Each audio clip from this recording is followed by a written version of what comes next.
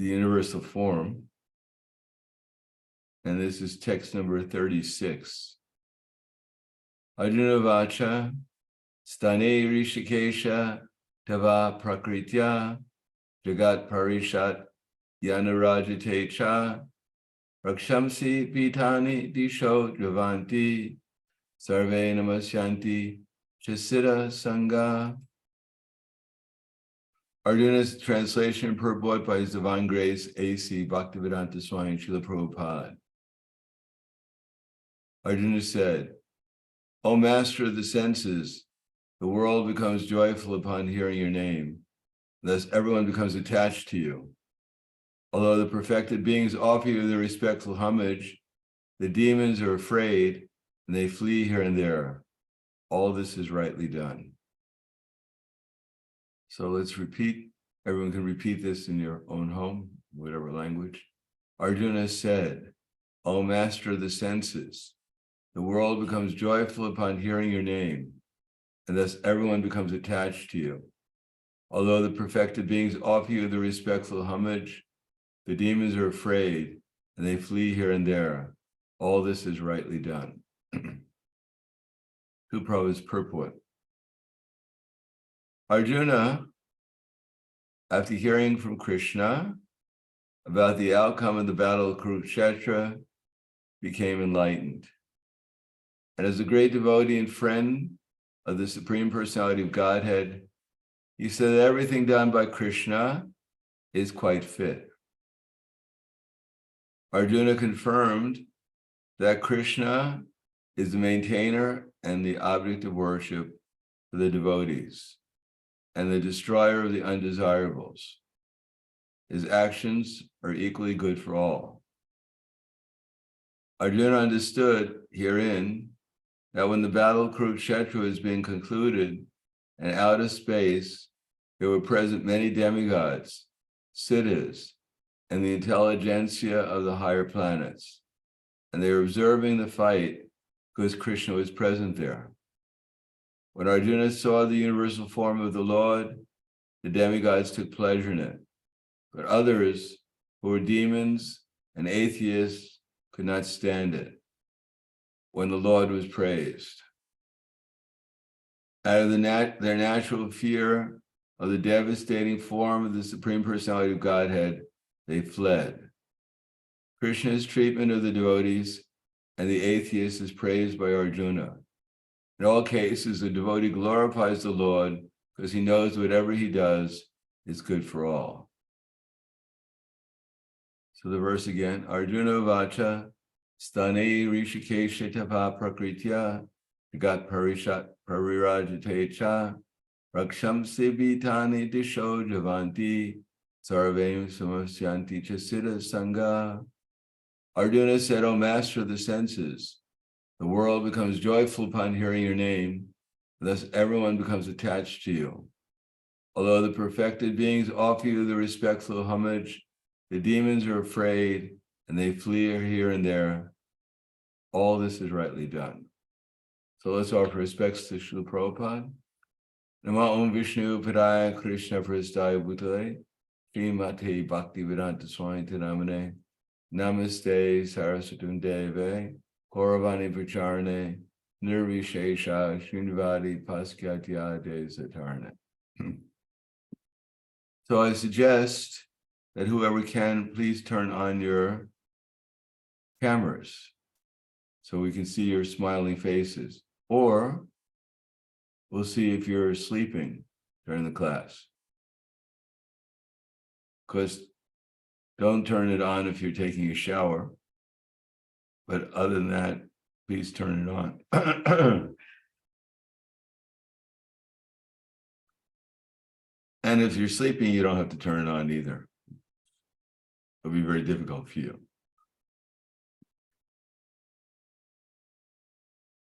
This is the 11th chapter of the Bhagavad Gita. And the 11th chapter of the Bhagavad Gita, Krishna is showing by practical experience that he's the Supreme Personality of Godhead. Now, in the 10th chapter, Krishna has theoretically expressed himself and that he's the source of so many things. And all the amazing things in the world that we can perceive, and many amazing things that we can't perceive. For instance, if someone said that they were the Himalayan mountains, we'd be quite impressed, especially if they could talk to us. The Himalayan mountains are inconceivably great. And even greater than that, than the Himalayan mountains, of course, is Mount Meru, which is much taller and made out of gold. Now, we can't perceive those particular objects, but Krishna also says that he's the lion amongst the beasts, and that he's the beginning, the middle, and end of all things. Of subduers, he's time. Now, specifically in this 11th chapter, Krishna is showing the greatest power he has in the material world, his manifestation of it. And it's not the Himalayan mountains, it's not Mount Meru, it's not even Garuda. The greatest manifestation of Krishna in the material world is time. And Arjuna personally experienced time, Krishna's form of time, which is known as the universal form. Arjuna was asking when Krishna manifested that form, because my dear Krishna, why are you manifesting this form to me? It seems a little bit disturbing, because at one moment you're sitting on this chariot as my friend, and the next moment it looks like you have a little bit different mood. Akyaki ko bhavan ugra rupo namostute deva vara prasida vigyatam ischami bhavantam adyam hi prajanami tava pravritim. O Lord of Lords, so fierce a form, please tell me who you are. I offer my obeisances unto you. Please be gracious to me. You are the primal Lord. I want to know about you, for I do not know what your mission is. So Arjuna was witnessing Krishna in a form that was breathing fire out of its mouth. Now, many people smoke cigarettes, and more or less they breathe fire out of their mouths, but not to the extent that Krishna, even the biggest dragon in the universe, could not breathe as much fire out of their mouths as Krishna was breathing. Not only that, but he was even eating the soldiers on the battlefield Kurukshetra. Now, generally we think of Krishna as a vegetarian, but in this particular instance, he was even eating soldiers, devouring whole armies. Not that he was hungry, he was just doing his duty as the universal form. And Arjuna was quite surprised, because generally he knew Krishna. He played on a flute and a peacock feather. He was always smiling. And he was a vegetarian. Generally, he only ate vegetarian food when he was with Arjuna, but now he had a slightly different diet. So Arjuna was inquisitive to know who you are. Are you still the same Krishna, or did some other personality enter into you and now you're possessed by that personality? So Krishna said, Kalos mi, Sri Bhagavan Uvacha, Kalos mi loka shaye krit prarido, lokan samaharta viha paritak, itepi tvam nabe vishanti sarve, yevastita pratnikeshu yoda. That time I am, the destroyer of all the worlds, I have come here to engage all people. The exception of you, the Pandavas, all soldiers on both sides will be killed. Now, we heard of terrorists who people don't perceive, and suddenly they come and commit great acts of violence. Little do they know that the greatest terrorist in the universe is sitting in their hearts, and that he's such a good terrorist that no one can even see him. Even they hear about him, they don't take him seriously. Even they hear, he personally tells in Bhagavad Gita how he's committing these acts of terrorism. And yet no one is concerned about it at all, except for a few devotees. Because after all, most terrorists, they do something very violent and then try to flee. But Krishna, he does the same acts of violence eternally, and he doesn't go anywhere. No one can catch him. Because in this universe, although from the instructions of Bhagavad Gita, we can understand, if we use our intelligence, the reality of our spiritual identity, at least the reality of our spiritual existence, the fact that our bodies are always changing, but we ourselves within this body, who are perceiving and experiencing the material world, we're always the same. Hopefully none of us get up in the morning and we're a different person. Most of the time, the same person that went to sleep at night woke up the next morning as the same person. Now, the body is different, everything in our experience is different, our experience is different, but we're always the same.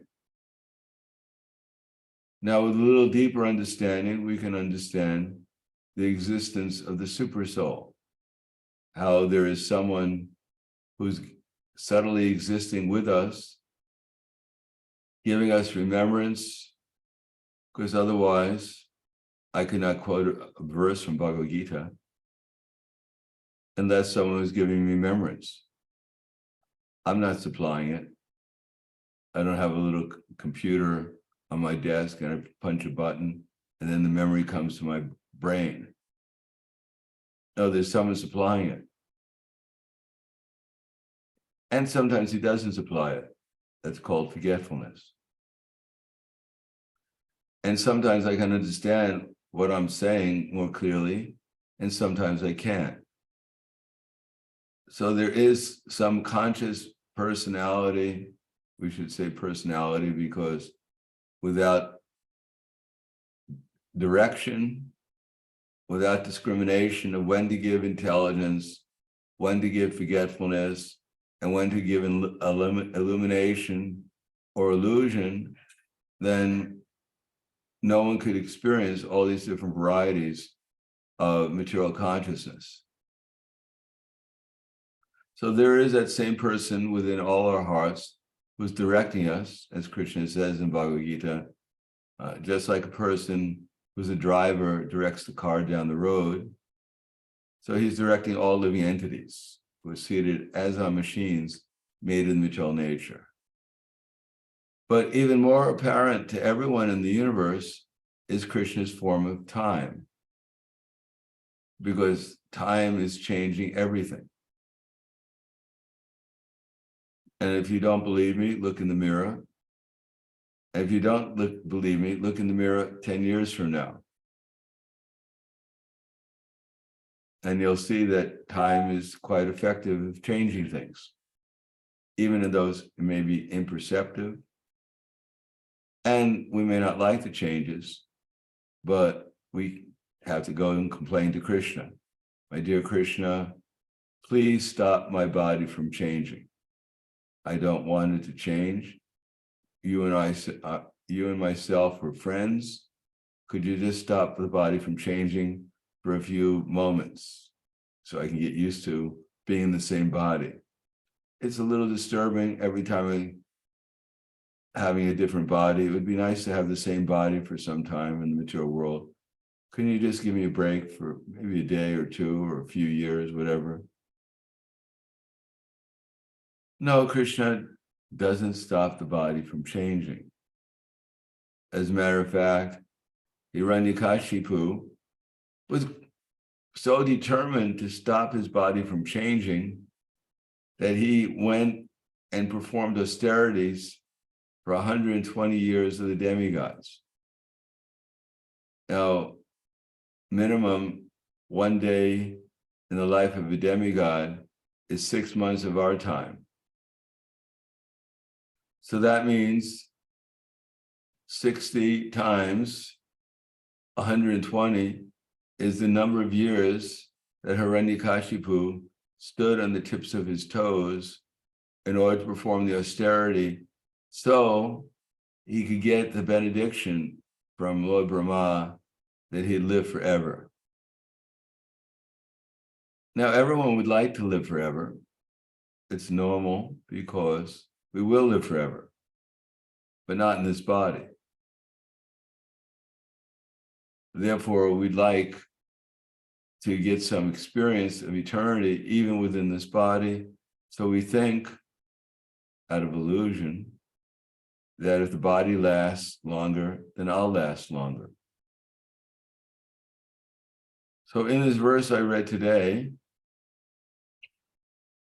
Arjuna was saying, all the world becomes joyful hearing your holy name, and all the world becomes attached to you. But the demons are afraid and they flee here and there. All this is rightly done. So we may think, well, I'm a devotee. Sometimes I feel glad when I hear the holy name, especially if there's a nice kirtan or bhajan, etc. And maybe I become a little attached to Krishna sometimes, so that's very nice. But I'm also have a little bit of that category where I'm afraid of the devastating form of Krishna called time. If anyone ever looked in the mirror and wished that they were 10 years younger, it's because they're afraid of time. Some people even believe that they may even have to leave their body sometime. Of course, that's only a rumor, but no one really takes it seriously in the material world. As Maharaj Yudhisthira, when he was asked by his father in the form of a yaksha, 100 questions, one of the most notable questions was, what is the most amazing thing in this world? And Maharaj Yudhisthira answered, as you might know, Ahani, Ahani Bhutani, Ganshanti Yamalayam, Kesha Stavar Ichanti, Kimascharya Matatparam. That the most amazing thing is that although at every moment unlimited living entities are entering into the jaws of death, but those who remain behind, they actually believe that they're going to live here forever. So when we hear about people dying, sometimes we think, well, those are for bad people. But good people like myself, we go on forever. As I said, that there's a tribe in South Africa that they believe that if you're alive, you're good. And if you're dead, you're bad. So if I kill you, you're bad because you're dead. But because I'm still alive, even though I killed you, I'm good. So probably the greatest fear in this world is the fear of the devastating form, the universal form of time. But to counteract that universal, or the fear of time, the holy name has arisen. Therefore, it said that all the world becomes joyful hearing your holy name. It is actually in this age that we have the most direct association with Bhagavan Krishna through the chanting of the holy name, which is in the first canto of Srimad Bhagavatam was declared as is feared by fear personified. Who is fear personified? Does anyone know? Who is fear personified?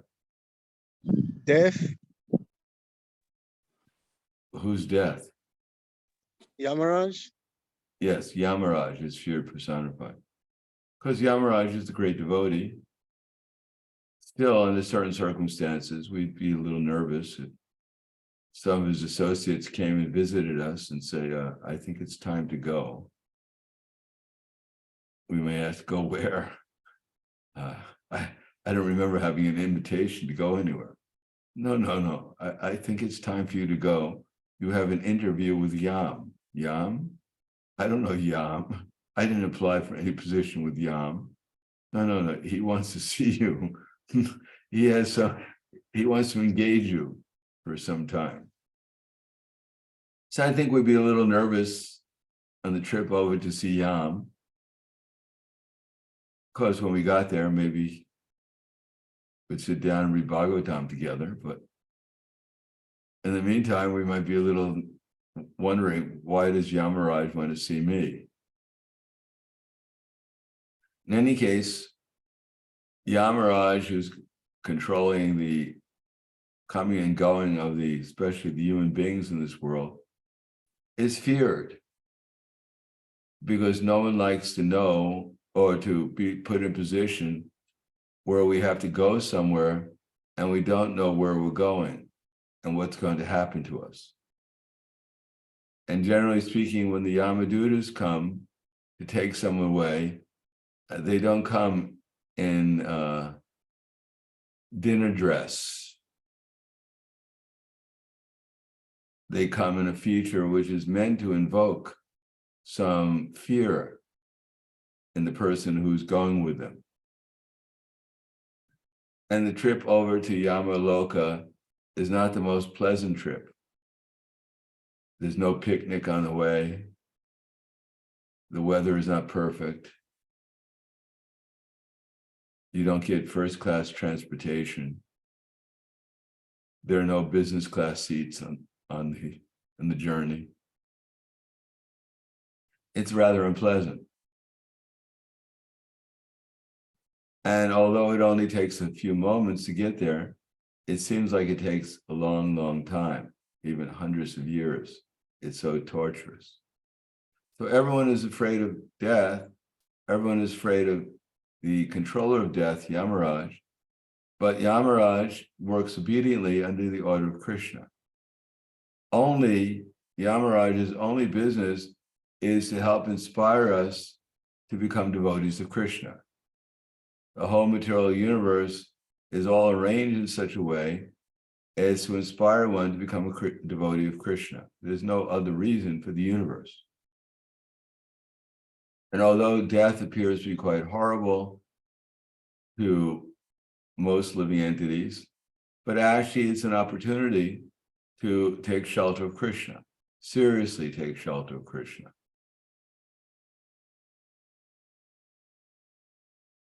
Many times when people are in an airplane and everything's going on, I remember one time, well, you can see the video, people in an elevator, and the elevator on a very high floor, 100th floor of a skyscraper, starts to fall, and people start thinking, I might die. And they start praying, and they say, oh God, please save me, please save me. And then the elevator stops. And they feel great relief. We've been saved. Everything's all right now. I'm okay. And then the elevator starts falling again. And they start praying, oh God, please help me, save me, I'll do anything for you. And then the elevator stops and they, oh, what a relief. We're safe. No problem. And then the elevator starts falling again and it goes through some time. And then finally the elevator opens and people walk out and they say, hey, what's on television tonight? What are you doing for dinner? I know there's one devotee, his father was over 90 years old And his son was always trying to help him become a devotee, inspire him to become a devotee. But his father was never interested. And one time his father had a heart surgery. He's over 90 years old, quadruple bypass surgery of the heart.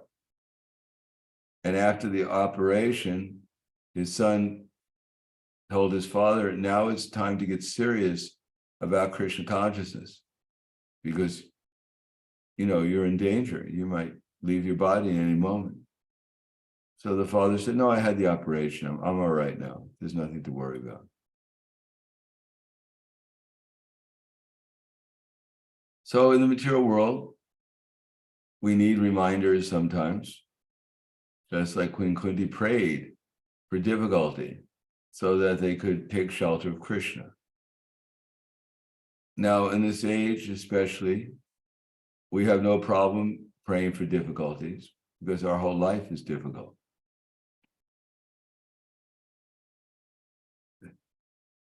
Nor does anyone pray that my life is so peaceful now that please send me some difficulty. There's no need for that. Sometimes we pray for a few moments of peace, but then we get bored and we get back into our normal activities. It causes difficulty.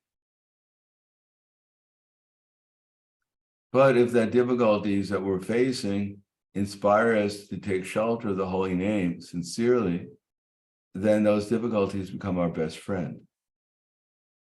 The greatest opportunity that we have when we take shelter of Krishna is that gradually, when we realize in Krishna's association that actually we have nothing to worry about, that Krishna is our friend, and that at every moment, whatever is happening is for everyone's benefit. There's nothing bad. That everything Krishna does is good. I'm sure you've all heard that story, which I used to say in Spanish, that todos lo que Krishna hace es bueno. So there was one minister with a king, and he used to, every time the king told him some problem in the kingdom, the minister, who was a very close associate of the king, would say that everything that Krishna does is good. Todos que Krishna hace es bueno. So the king got a little disturbed by constantly hearing from his minister, whenever he presented a problem to the minister, that everything that Krishna does is good. One time, the minister was performing some activity with the king in the forest. They were doing some hunting, and the arrow slipped from the minister's bow and cut his finger off. Actually, it cut the king's finger off. So the king was quite disturbed, and he asked the minister, he said, now that my finger has been cut off, what do you think? Do you think that's good? So the minister said, yes, that everything that happens is good. So the king became very angry at the minister and said, if I throw you in jail, is that also good? So the minister said, yes, everything that Krishna does is good. So the king had the minister put into jail. And the king said, the minister said, you're very good. In this regard, there's a story of one Bengali peasant who learned 3 words in English: yes, no, and very good. That's all he knew. But one day some thieves stole things, and the British police came to find out who the thief was, and they found this Bengali peasant. So they asked the Bengali peasant in English, did you steal these things? And the Bengali peasant only had 3 words, so he said yes. That was one of the 3 words he knew. And they said, are you sure you really stole these things? Did anyone else help you stealing them? Did you see anyone else here? So he used one of the other 3 words he knew. He said, no. And then the British police said, we're going to punish you very sincerely for this theft. And the Bengali peasant said, oh, very good, very good.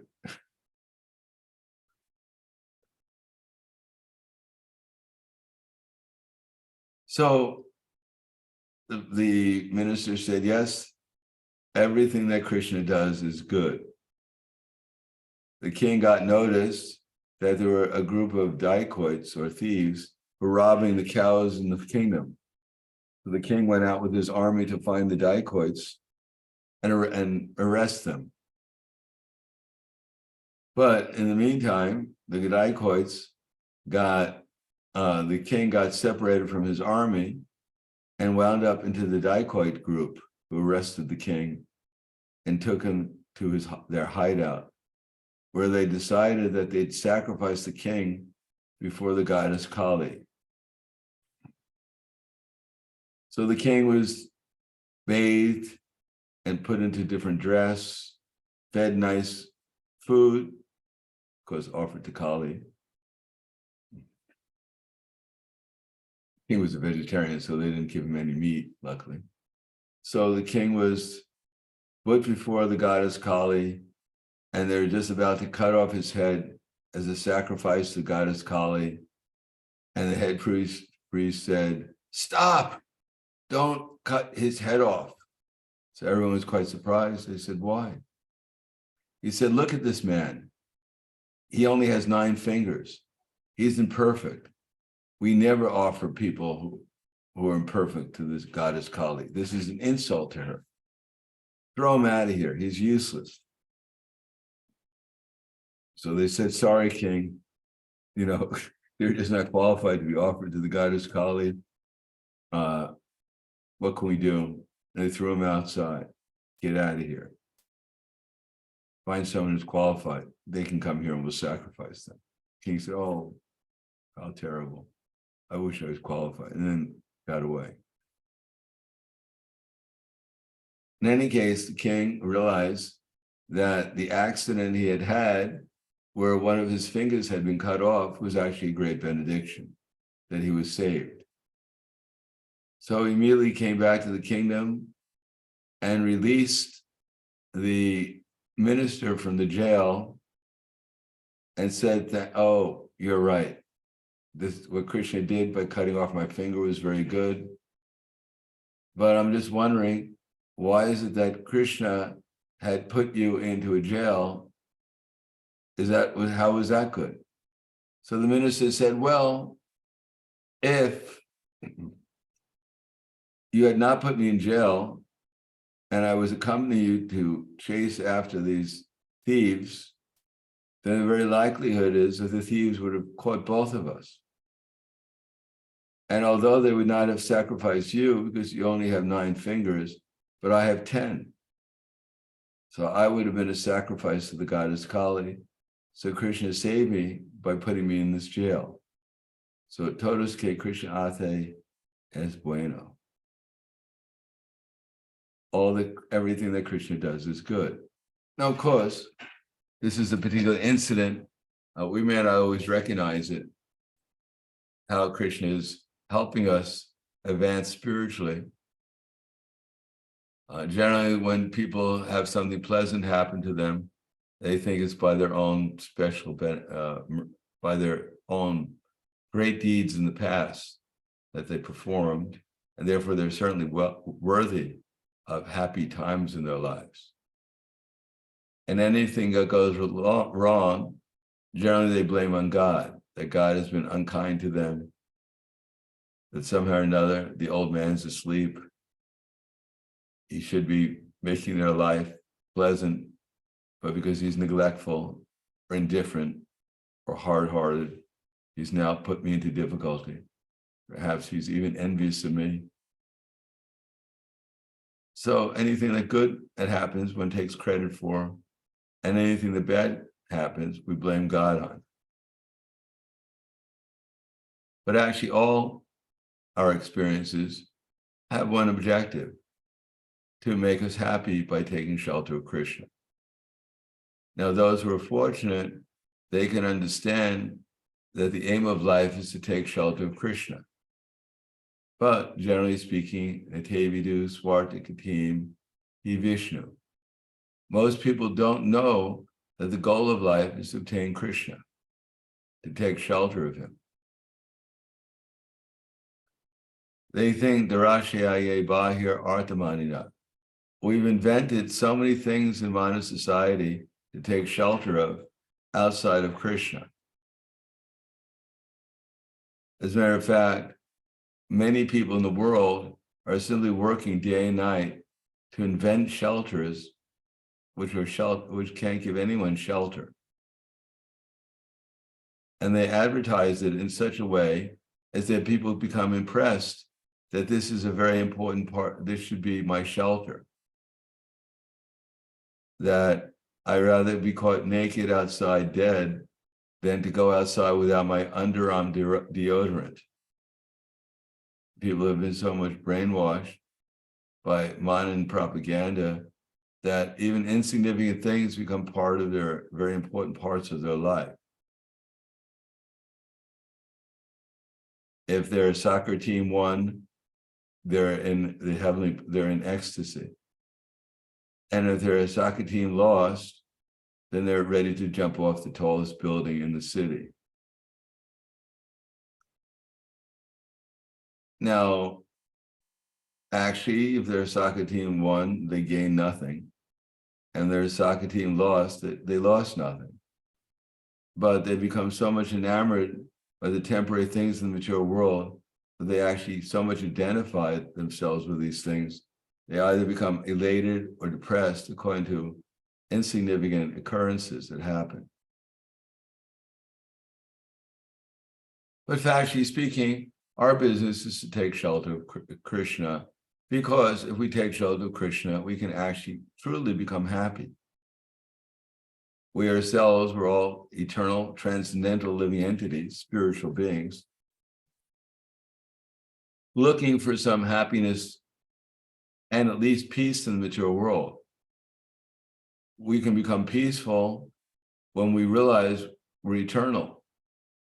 And we become happy when we engage in activities of devotional service to Krishna that give us Krishna's association and his devotees' association, which are the source of all happiness. But we have to ask for it. We have to want it. In Bhagavad Gita, Krishna suggests to Arjuna that Maya Veshamano Mayam Nityukta Pasade Mayeva Asaktam Mayeva Mana Asakta Maye Buddhim Niveshaya Nivashashishya Mam Eva Aturavam Nisamshaya. Just fix your mind upon me, the Supreme Personality of Godhead, and engage all your intelligence in me. Thus you'll live with me always without any doubt. So we can see, yes, if I ask everyone here, including myself, let us think about Krishna. Fix our mind upon him for a few moments. Hear some pastime of Krishna, how he was walking on the bank of the Jamuna. He was nicely decorated with a peacock on his forehead, on his head. And he's garlanded with different kinds of forest flowers. He wore tilak on his face. And the fragrance of his body, which is fragrance of aguru, sandalwood pulp, and musk,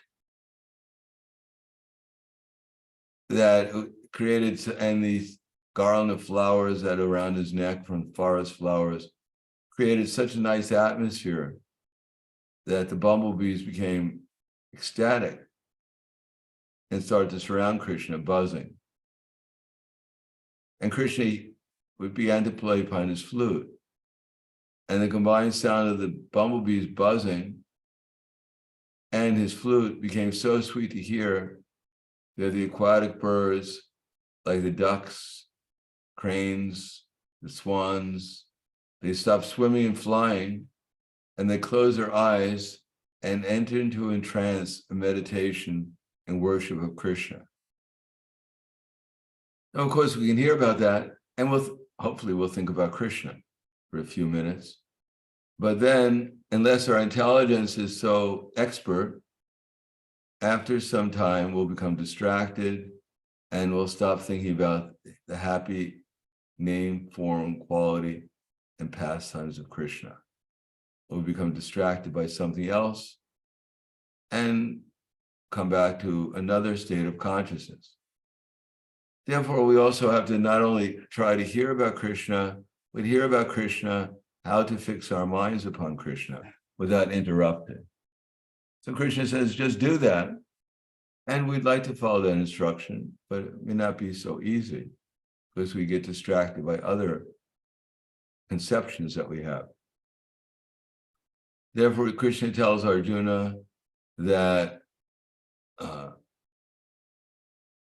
if you cannot fix your mind upon me, ata chitam samadhatum nasakshnosi mayi stiram abhyasena yogena tato mam ischantum dhananjaya.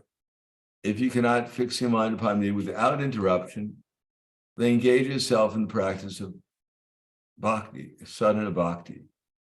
And this way, try to develop your desire to obtain me. So sadhana bhakti, which for us is a very important part of our devotional service, is meant for us to develop a desire to obtain Krishna. But we'll only develop that desire as much as we actually experience something by chanting. Because our reading, our worship of the deities, our service to the devotees, our living in a temple or in a holy place, or making our house a temple, these will be manifested as we chant Hare Krishna without any offense, or purely. Purely means that we're actually calling out to Srimati Radharani, calling out to Lord Krishna to kindly engage us in their loving service, not just service. If you need service, just go to your local temple and ask the temple commander. They'll give you plenty of service to do in most temples, if you're fortunate. But we're not just asking for service. It said that when Brahma created man, he had nothing to do. So then Brahma created woman, and then he was fully engaged. So everyone in the material world is engaged in service in some way or another, but not everyone is engaged in loving service to Krishna. So that loving service to Krishna is something we have to ask for, and we should also have to believe it. So our reading of our scriptures, our worship of the deities, is to convince us that actually there's such a thing as loving service. That there's no need to fear the universal form of the Lord if we're engaged in Krishna consciousness, because the universal form is meant to inspire us to engage in devotional service. So if we're engaged in devotional service, we're actually on the platform of deathlessness. We're working on the platform of deathlessness. But what we need is more than deathlessness, we need love of Krishna. Because Krishna will only reciprocate with us according to the amount of love, according to the amount of devotion.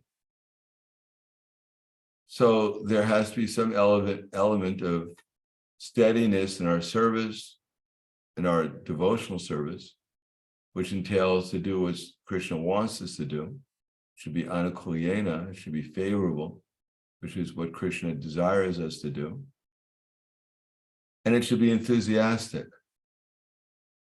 It shouldn't be done with some reluctance, and it shouldn't be done with some regret.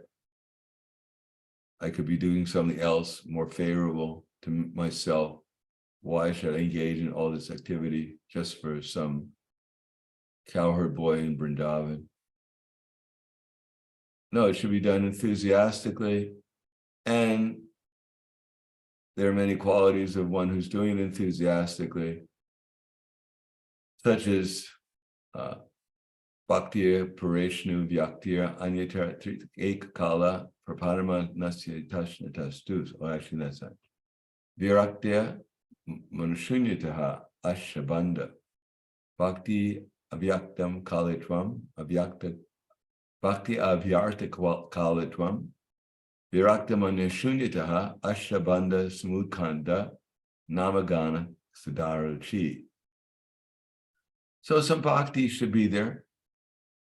Some, even though when we chant, we may not experience any pleasure, but we should hope, Ashabanda, that Krishna will be merciful to me.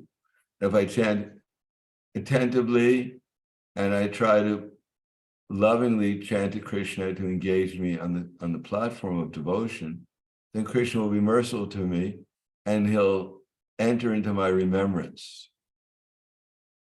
We don't expect at our particular stage of devotional service that Krishna, when we hear is our plea, like he heard Gajendra's plea to come and save him from the crocodile, that Vishnu personally came riding on Garuda and cut off the crocodile.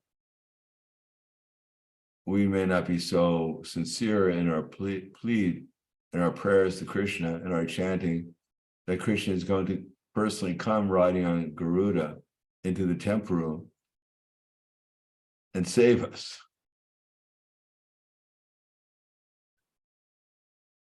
There's no need to look at your watch during japa. When is he coming? In half an hour I've been chanting. He's still not here. I mean, I'm not an elephant. I mean, he should be a little bit more merciful to me. Why hasn't he come yet? We can't expect Krishna to fly into every temple room and pick us up. No, we can't expect that Krishna can at least enter into our remembrance when we're chanting, and that we'll remember the form of the deity in the temple or something we read, whatever, spontaneously. Not that there should be some difference between the chanting of the holy name and the holy name. And Krishna himself. Not that I'm getting bored with his chanting, let me think about something else like Krishna's pastimes or form or something. It's just like if Krishna did walk into the temple room and we were chanting, then we'd think, well, Krishna is, we didn't even recognize that Krishna was there. Instead, we were thinking about Krishna as something he was doing in the Bhagavad Gita and the Bhagavatam, and we neglected Krishna when he was personally before us. So when we're chanting Hare Krishna, Krishna is actually there. The only question is where we are, where our consciousness is. So we have to bring our consciousness to the holy name, not that the holy name has to chase after us wherever our consciousness is going. Now, we do bring our consciousness to the holy name when we're chanting. We should understand that Krishna is full of bliss and love. All his activities are joyful. And we'd be if we went back to the spiritual world and we were the only ones in the spiritual world who were morose, then we wouldn't quite fit in. If we're always asking all the residents, is there any Vaikuntha airplane going back to wherever we are, New York or Philadelphia, Pittsburgh, Washington, Miami, Poland, Warsaw, Warszawa, then people would think the devotees there would think we're rather odd, that everyone else is there as happy and joyful, and we're in some other state of consciousness.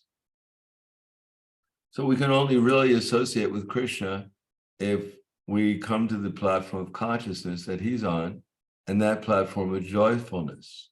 at least joyfulness. Even before ecstasy, there's joyfulness. Because there's nothing to be morose about. All this drama that's going on in the material world has nothing to do with any of us. We're all eternal. We're all apart from material existence. We exist eternally. But the question is how we want to exist eternally. Exist eternally in cooperation and love with the Supreme Personality of Godhead, his mission, and his desire to bring everyone back to the spiritual world, or in competition with him to become the supreme of the universe, to manifest my universal form and show it to the whole universe. So that's our choice. And if we accept our eternality, our eternal existence, our eternal, whatever, the fact that we have an eternal identity, and try to cooperate with Krishna, then a big part of our anxiety and fears will dissipate and go away. And if we take shelter of Krishna's instructions through the representatives such as Srila Prabhupada and those who represent Srila Prabhupada, then we can actually work in such a way as to serve the mission of Krishna. And when Krishna sees that we're sincere serving his mission, then he gives us more and more intelligence how to do it. And that mission is not just to do things, but to also manifest a pure consciousness of a devotee, a joyful, eternal consciousness of telling people how nice Krishna is, how nice it is to be a devotee of Krishna, how nice it is to serve Krishna and his devotees. So we try to do that and experience happiness like that by Krishna's mercy. When Krishna detects our sincerity in that regard, then he reveals himself naturally. Then when we look at the sun, we can remember that he's the light in the sun and the moon. When we hear the sound in the ether, we can remember that's the sound of Krishna. When we see Krishna as manifesting himself in different abilities in people, other people, we can understand that this is the manifestation of Krishna's energy. This is all Krishna's arrangements. And therefore, we can see Krishna everywhere. And the more we see Krishna everywhere, then the more we become conscious Krishna reveals himself.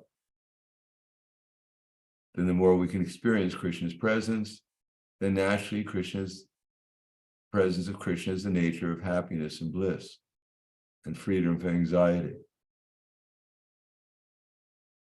Just like Dhruva Maharaj, when he finally saw Krishna face to face, even getting a kingdom greater than that of his great-grandfather, Lord Brahma, seemed insignificant. So we have to become convinced gradually that there's no greater happiness in this universe, at any time, in any place, than to get Krishna's personal association through the service of Krishna and his devotees. So we accept that, then there's an opportunity at any time, any place, to get the greatest benedictions. We don't have to wait for some particular occasion, some holiday, or some auspicious event to happen. At any moment, we can get Krishna's mercy and therefore experience what real happiness and joy is actually like. Then no longer will we be fearful of Krishna's form as the universal form, and we won't have to flee here and there, afraid of what's going to happen to us. So I'll stop there. Thank you. Any questions or comments? Sarthi Das. Sarthi. Thank you very much, Guru Maharaj. Thank you so much for the class. So definitely this class, you touched the topic of how to develop love for Krishna. And my question will be, why, although we have association of devotees and the facilities that Srila Prabhupada gave us as a legacy to follow the steps of Lord Chaitanya Mahaprabhu, why still we are having excuses in our mind when we say to ourselves, no, there's so much politics and so many problems, and management is not doing the things like the way of Srila Prabhupada did, or this influence, the other influence, Bollywood influence, so many excuses, and we are not focusing in our develop of love for Krishna. Because Maya is very kind to us. As soon as we want to become distracted, then Maya sends something to distract us. She has been our personal associate since time immemorial, and she knows exactly what we're looking for to become distracted from becoming Krishna conscious. After all, no one came to the material world looking for Krishna. Maybe Narada Muni or someone like that did. But most of us came to the material world to escape from Krishna. And we've been doing a good job of escaping from Krishna since time immemorial. And we've developed different techniques over a long period of time how to forget Krishna. So, as long as we're not experienced enough, then we become sometimes distracted, and we hope that there are certain things in the material world which actually be entertaining to ourselves. Especially entertaining is the desire to become somehow or another the center of attraction, the center of devotion for others. Because in the spiritual world, Krishna is the center, and we came here to try to experience what it would be like to be the center. And therefore, there is some happiness, there's some kind of quality of material pleasure, at least, in being the center of attraction, some vicarious happiness when we make this body that we're in the center of other people's attraction. So there's some kind of happiness, however insignificant it is there. So we become attracted to the experience and happiness, and Maya will present it to us. You can fly in the sky, you can swim underneath the ocean, you can run on the earth, you can jump this way, you can jump that way, you can crawl. So try this out, see what kind of happiness. And see if you can get other people's appreciation. That I can do 5 backflips at one time. Well, I can do 6. And the people who are only doing 5, they start worshiping you as the backflip acharya. And we get some happiness. Now I've made it. Now people are appreciating me. Before they were treating me as a dog, but now I'm doing 6 backflips, and now they treat me like God. Oh, very good. Of course, eventually they'll treat you like a dog again when you get old and you can't do 6 backflips. You can only do 4, then you're useless. In any case, there's some happiness temporarily, and we try to enjoy that happiness, however small it might be. But in the absence of no happiness, that small happiness seems quite significant.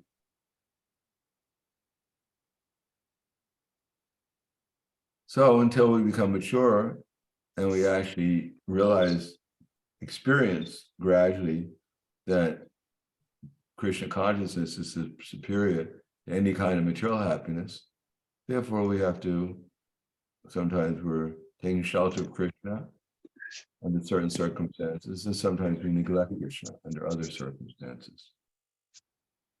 But in the course of time, as maturity comes, then we'll realize that there's no benefit in neglecting Krishna, and there's every benefit in remembering him and serving him. And therefore, we'll become more detached from things that draw our mind away from Krishna, detached from things that draw our mind away from Krishna, and more attached to the things that help us become Krishna conscious. Just like a child, it sometimes tries to walk, but it's not always successful. It may fall down.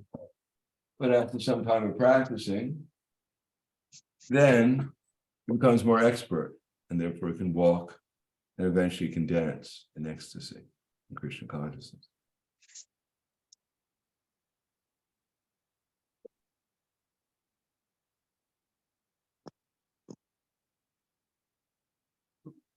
So one more question, Nirguna. I have a question Hare about. Krishna Maharaj, there is a question in Russian in the chat. Okay.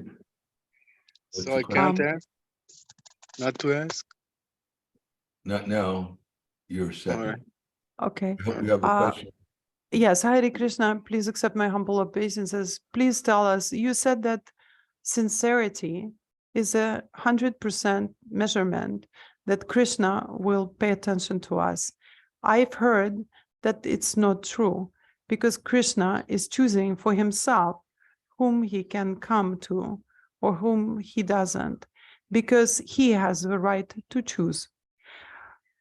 Is that so that a very sincere person can attempt, but Krishna will not give him his full mercy? Excuse me for a second. Come in. A very sincere person. Well, this is kind of a relative conception who is very sincere. Sincerity means we surrender. We hear what Krishna says. We remember what Krishna says. We see what Krishna is saying with our intelligence, with all our senses. We perceive what Krishna is telling us to do. We apply it within our lives with conviction, with determination. In spite of any problems that we may face, we go on with our service. Then we become very skillful in many different avenues where we go on serving Krishna with determination, in our time management, in our relational management with others.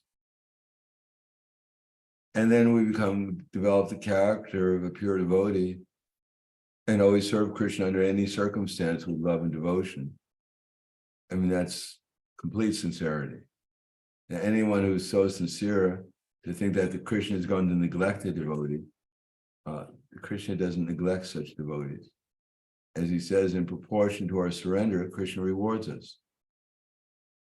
Now, we may imagine we're very sincere, and on some level we may be sincere, but it may be not as a deeper level as, for instance, a devotee who is always determined in any circumstance to go on serving Krishna, whether the Krishna reciprocates or not.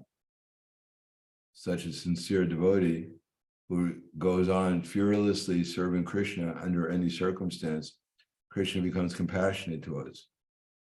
Srimati Radharani becomes compassionate towards, and Krishna feels obliged to reciprocate with such a devotee. Perhaps not immediately, but in the course of time.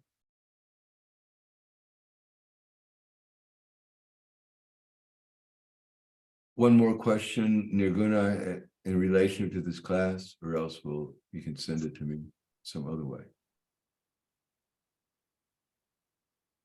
Are you still in India? What? Are you still in India? I cannot hear you. What? I have a question about Krishna says that he's Kala, that he's time. So why is he saying it? Like it looks like Arjuna is telling him, "Who are you actually?" So like, and then he says, "I am time." So he's like saying like, "Who?" Like that's his real identity is time. Like, so it's strange that he says it. He knows him already as Krishna. Yes, he's also Krishna. Time is his energy. Works under Krishna's direction. Krishna takes responsibility for time. But time is not Krishna's only identity, nor is it his original identity. It's his time is his expansion to rule over the material universes. This is energy. He doesn't claim that he's only time. He says that amongst all the things that he is, one of the things he is time. Thank you all. Grantaraj Srimad Bhagavad Gita ki jai, Srila Prabhupada ki jai, Gaur Premanande Hari Bol.